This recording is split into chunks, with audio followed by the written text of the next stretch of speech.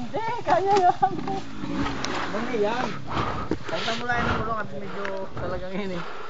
Aray, tanggal na yabang ni Parmuli. Nagana raw ang gulong, hindi pala. Nagana raw ang gulong.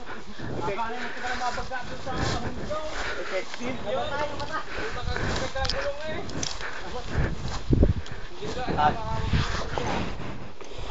Oh, tanggal mo ko.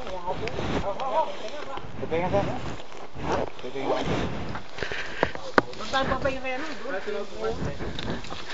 Saka ni Kalbo. Kalbo ulit tuloy. Ha? Saka na, Kalbo na. Tayo pala dyan daw. Ayun na daw. Sabi ko. Mahong Kalbo.